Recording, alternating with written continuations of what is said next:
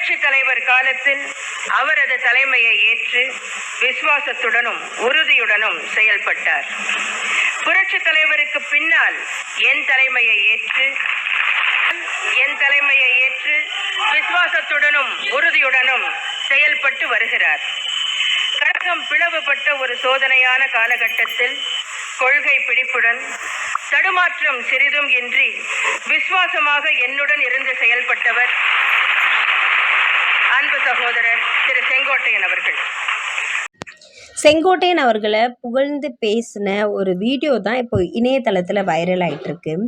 செங்கோட்டையன் எந்த கட்சியில் இருந்தாலும் அந்த கட்சி வின் பண்ணிடும். என்ன காரணம் அப்படின்னு கேட்டிங்கன்னா, அவருக்கு கொடுக்குற அந்த பொறுப்புகளோட மட்டும் இல்லாமல் கட்சிக்காக ரொம்ப கடுமையாக உழைக்கிற ஒரு மனுஷன்னா அது செங்கோட்டையன் மட்டும்தான். முக்கியமாக எம்ஜிஆருக்கும் அவரோட தலைமைக்கு கீழேயும் வேலை பார்த்துருக்காரு. ஜெயலலிதாவாக இருக்கிற என்னோட தலைமைக்கு கீழேயும் வேலை பார்த்துருக்காரு.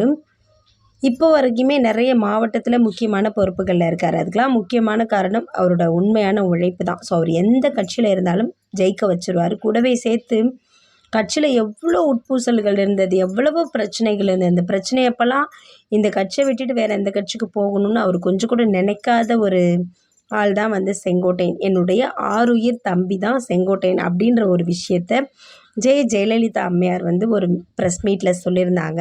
இந்த மாதிரியான சூழ்நிலையில தான் செங்கோட்டையன் அவர்கள் டிவிகேயில் போயிட்டு இணைஞ்சிருக்காங்க. ஸோ இந்த நேரத்தில் இந்த வீடியோ வைரல் ஆகிறதும் அவர் செங்கோட்டையன் எப்படியாவது தமிழக முதலமைச்சராக நம்ம விஜய் அவர்களை ஆக்கி காட்டணும். ஏன்னா இளைஞர்களுக்காக உண்மையாக உழைக்கக்கூடிய ஒரு மனுஷன் அவர் தான்.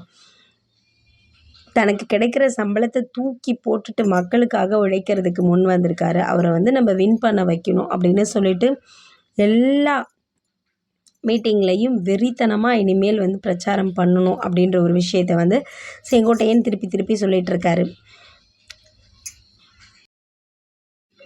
செங்கோட்டையன் மாதிரி அரசியல் அனுபவம் இருக்கிற ஒரு ஆள் கண்டிப்பாக விஜய் அவர்களுக்கு தேவைதான். பட் முதுகில் குத்துற மாதிரியான ஆளாக இல்லாமல் இருந்தால் ரொம்ப சந்தோஷமாக இருக்கும். ஏன்னா ஜெயலலிதா அம்மையார் வீழ்ந்ததுக்கான முக்கிய காரணமே தன்னை சிங்கம் மாதிரி இருந்தாலும் சிங்கத்தை சுற்றி நிறைய குள்ளநரிகள் தான் இருந்தாங்க. ஸோ அதனால தான் அவங்க வீழ்ந்தாங்க. இப்போ வரைக்குமே மரணம் கூட மர்மமாக தான் இருந்துகிட்ருக்கு.